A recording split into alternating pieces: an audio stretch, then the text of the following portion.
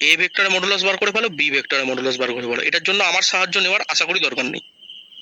জলদি বলো স্যার। একটা হবে 9, আর একটা হবে 25, আর একটা হবে 36, আর একটা হবে 9। ঠিক বললাম? দেখে নাও তো, দেখে নাও। একটা 6, একটা 3, তার মানে 6 6 36, 3 3 9। এটা হচ্ছে 3 3 9, 5 5 25। ঠিক করলাম? তাহলে বি ভেক্টরের মডুলাস কত বেরোলো বাবা? কেউ বলো, বি ভেক্টরের মডুলাসের মান কত বেরোলো? রুট ওভার অফ 36 আর 9 হচ্ছে 45, তাই তো? আর এখান থেকে এ ভেক্টরের মডুলাসের মান বাবা কত বেরোলো? 25 আর 9 হচ্ছে তোমার 34, তাই তো? তাহলে এবার আমাকে বলো, এ ভেক্টরের মডুলাস ইস টু বি ভেক্টরের মডুলাস ইস টু সি ভেক্টরের মডুলাস। তাহলে কত দাঁড়াচ্ছে বাবা? কে বলবে?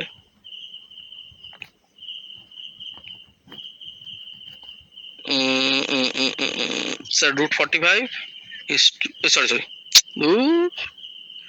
বুঝো ঠেলা। Sir root 34 is to root 45 is to 39। এবার অপশনের দিকে তাকাবো। So option B is the right answer. ঠিক আছে? কোনো অসুবিধা নেই তো? না স্যার। পরের অঙ্কটা আমি কিছু বলবো না, কিচ্ছু বলবো না। আমি বলেছিলাম projection of A vector on B vector কত হবে বাবা? ফর্মুলা বলো, কিচ্ছু বলবো না, ডাইরেক্ট ফর্মুলা বলো। A into B by very good. তলায় হবে বি ভেক্টরের মডুলাস। কেন? যার ঘাড়ে আছে সে নিচে থাকবে, বলেছিলাম। তারপরে আমাকে বলো projection of B vector on A vector কত হবে? Sir A vector dot B vector, যার ঘাড়ে চেপেছে তাকে তলায় বসিয়ে দেবে। হয়ে গেল। এবার বলেছে স্যার উপরে হবে প্রজেকশন অফ এ ভেক্টর, তলায় চলো দেখা যাক, যেটা বলেছে সেটা বসিয়ে দিই। আমি বলবো স্যার এই আবার কি হলো? মানেটা কি? মানেটা আর কিছুই নয়,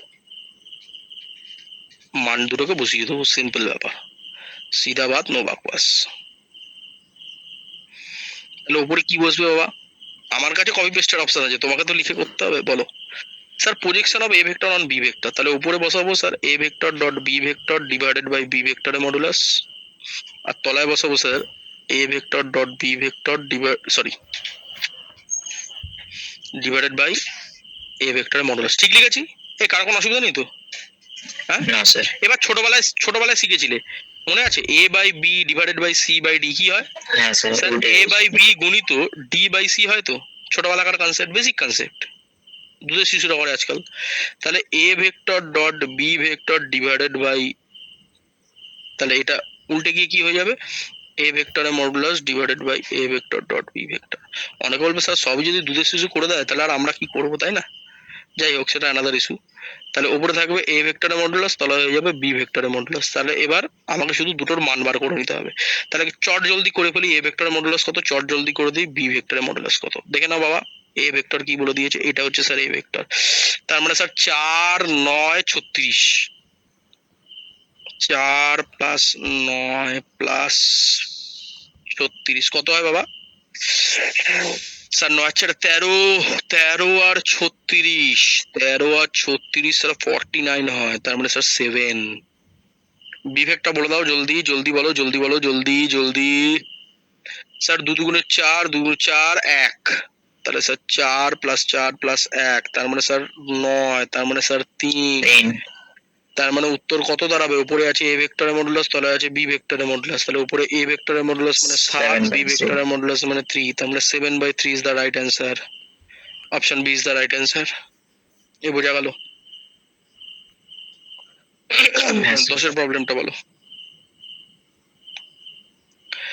late A B C be distinct non negative numbers, মানে বোঝো? এবিসি তিনটে ডিস্টিংক্ট হবে। ডিস্টিংক্টের মানে কি? এর আগে অনেকবার বলেছি অঙ্ক করাতে গিয়ে। ডিস্টিংক্ট মানে কি? প্রতিটা জিনিস আলাদা, তাই তো? প্রতিটা মান আলাদা, সেপারেট সেপারেট মান, ডিস্টিংক্ট ভ্যালু, বলি না?